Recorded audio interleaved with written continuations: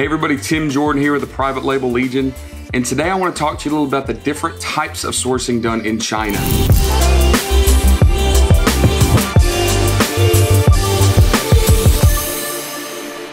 So right now I'm in the city of Yiwu, China. As you can see behind me, the sun's coming up, it's early in the morning here, and overnight I had some thoughts and some encounters that we've had recently that I wanted to share with you, and it involves sourcing in China. Now, that's a very generic term, and a lot of people use it for a lot of different purposes and a lot of different meanings, but it can mean many different things. So let me give you the exact scenario that we ran into. We're here in Yiwu, which is a massive market, 100,000 vendors approximately, millions and millions of products, and through my company, Hickory Flats, we bring clients here to Yiwu, and we help them with the process of finding new products or products that aren't already saturated on a platform like Amazon and bring them to the market. So of course, this is sourcing. This is finding new products. However, the products that we're looking for here are already made. They're already designed, they're already engineered. There's a lot of products that you can find here that are not on the e-commerce platforms that we use. So it's a great place to come for those new products.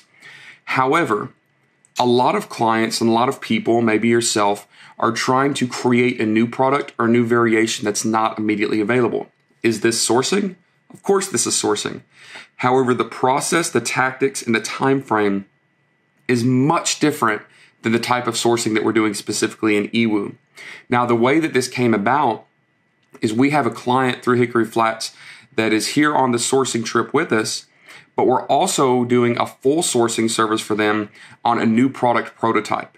So we were down in the lobby of this hotel yesterday evening, and kind of the merging of the two different types of sourcing in one setting made me realize, hey, I need to kind of explain the difference here. So what I want to do is give you just a quick rundown. Okay, what I would call simple sourcing, all right? Sourcing a product that, and it's not necessarily simple, but it's already been manufactured. You don't have to go through the whole process. So maybe it's a product that is already manufactured and you just want to put nice packaging, a logo, make a small color variation, small difference, not a huge process. That can be relatively quick. Now, this is what people are typically using Alibaba for. We at Hickory Flats offer a service. We actually go straight to these factories and help you find this with, kind of avoiding that Alibaba stuff. But it's all products that are already existing. This can be fast. If you have a good sourcing agent or a good process for validating suppliers and finding these products, you could potentially find these products within just a week. You can get samples sent to you within a week. And within a couple, 2-3 weeks, you've got, a full order on the way ready to go. That's pretty typical. Here in Yiwu, we're going to go to suppliers this morning, and our clients are going to meet with suppliers and potentially purchase products that these suppliers will tell them, hey, we can ship 5 cartons, 10 cartons, 20 cartons right now. You can have these on your, on your dock in your warehouse, on your front porch within just maybe a week or two when it comes to, time to actually exporting and shipping them. That's really fast. Where we run into problems a lot in managing expectations is helping people understand that full sourcing takes a long time. And that's what we ran into last night, explaining to this client. It was myself and it was our staff from our Chinese office, and then it was the client. And when I walked through the process with him of actually all the steps we have to take, he understood a little bit of the frustration he had. And the frustration he had was that things were taking so long. And the frustration he had was that he could go days without communication. So here's the scenario that he had, which is very typical, very good example for you. He had a product idea that he wanted to radically alter. All right, he wanted to radically change it, redesign it. This is going to be a brand new product, okay? Nothing like it on the market. So he engaged us about 2 months ago to actually source this product and have it produced. Well, over those 2 months, there would be long periods of time when he wouldn't have any updates. We wouldn't have any updates for him. So he was feeling like, hey, they're not taking care of me. They're dragging their feet. But when I explained it to him yesterday, it made sense. So when he sends us, a mock-up prototype or drawings, and we get that shipped to China, our Chinese office on this project engaged around 10 different manufacturers. So what I mean by engaged, we actually had to ship those prototypes and those samples and the color swatches to one factory. And that factory would give us a price or say, I'm not interested. So they'd ship it back to us. And we'd have to ship it to another factory. They'd ship it back to us. We'd ship it to another factory. They might sit on it for 2 or 3 days and try to figure out an approximate cost. And they're getting their materials cost and labor's cost. And then once they're done, they ship it back to us. So to actually do a good sourcing job, we have to engage a lot of factories, and that just takes time. It really does. There's a lot of shipping back and forth and waiting on them.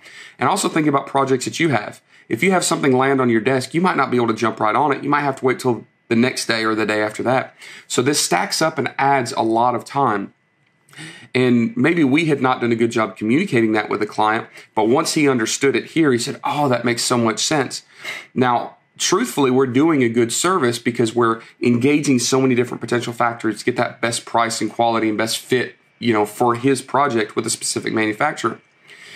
Now, once we go through all that and we find a factory that says, yeah, I can do that, it'll be X amount, and we feel comfortable with their manufacturing ability, then we engage them to create a prototype for us.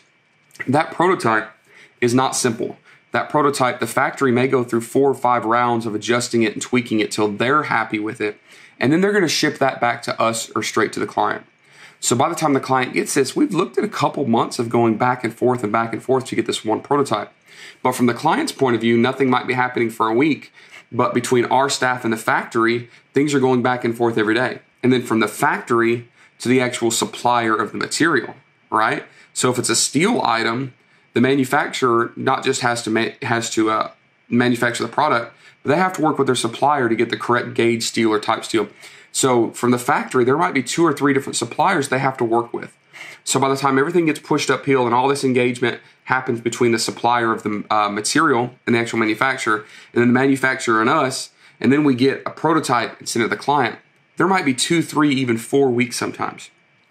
But the client doesn't understand, or you might not understand if you're working on a sourcing project, all of this that's going on, and there's not really an update. There's not really a daily update to give you. Hey, we're still waiting on a raw material price from 3 suppliers. We're getting the lowest bid. There's not really anything active or engaging to update you with. So it's not that anybody's ignoring you. There's just not much to tell you. And I understand from a client's point of view, or from your point of view, that could be extremely frustrating. But this is very important for you to know, because as you're engaging suppliers for sourcing projects, especially these full sourcing, custom sourcing, you need to not get frustrated.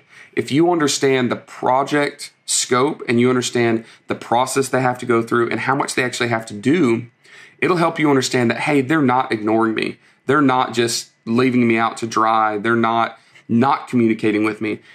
You'll feel better because you'll understand all of the work that should be going on in that back end and help you understand some of those time delays and some of the process that's going on there.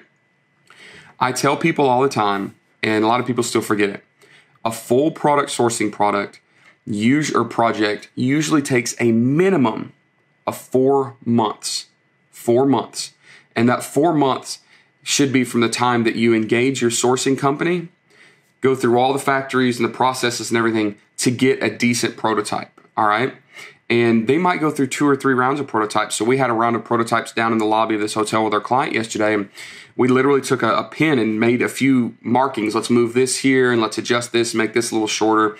And that'll go back to the factory, and it might take them 2 weeks to do another prototype.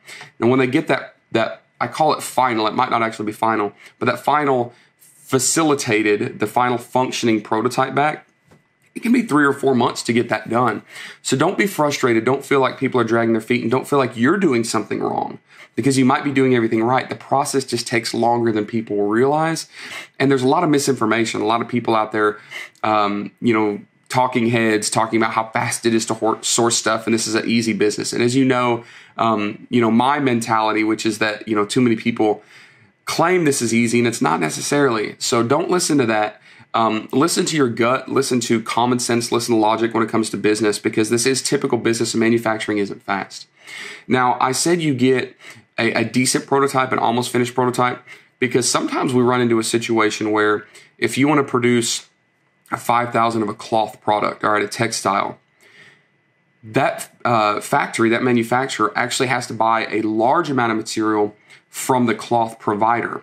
Now, if you want a very specific color, if you have a Pantone code and you say, this is the color I want, and we engage the factory to make the prototype, they might reach out to the actual manufacturer of the textile, and they say, yeah, we can give you this fabric, but you're going to need to buy 10,000 meters of it. which would equal 5,000 units. So the actual factory can't buy 10,000 meters of your specific color to make one prototype. So a lot of times what will happen is your final prototype will come back and it might be just off a little bit in color. And this happened yesterday. And he said, well, why isn't this the exact same color? And once we explained that the factory that made the prototype would have to go to the factory of the textile and buy 10,000 meters of that, it just wasn't possible. So if the function is good, if everything's good with the sample, the workmanship, the quality, the build of it is good, then what we do is we get maybe a sample, just a small sample swatch of the color of the actual fabric color from the textile manufacturer, let him look at it and approve it, say this color's good, this function's good, as long as it's this color on this product, we're good. But we might not actually be able to do a full prototype exactly like he wants with the color he wants, because we can't buy 10,000 meters for just a prototype. Because then what if the client says, oh, I'm not interested, I've decided to change products or even change colors. So just running into those little communications yesterday reminded me of how complex sourcing in China sourcing anywhere, but especially sourcing in China can be. And I see a lot of people get frustrated, in the Facebook groups. Oh, this is so bad. My supplier won't respond to me. My sourcing agent's leaving me high and dry. I think that a lot of that frustration has to do with not understanding and realizing the complexity and the levels of work and processes and communications that has to take place to get this job done. So the reason I wanted to share this with you is to help you understand the process, to help you manage expectations, to help you, one of two things, either realize that this is just normal, you're not doing anything wrong, you're doing just fine, you're not screwing this up, I don't want you to get discouraged. And also, give your supplier a little bit of slack, because if you're constantly every day, hey, do you have an update? Hey, do you have an update? Hey, do you have an update? And sometimes it takes 2 or 3 days just to get an update because information has to pass all the way up and all the way back down, then maybe you're just going to get on their nerves and frustrate them.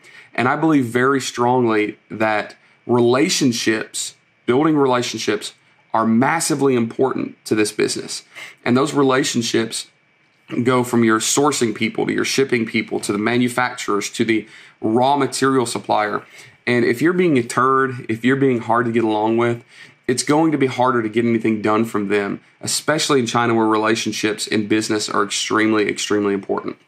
So I hope that this information's been good. I hope this insight's been good. It is about that time to go down to breakfast and meet the rest of the group here on the sourcing trip.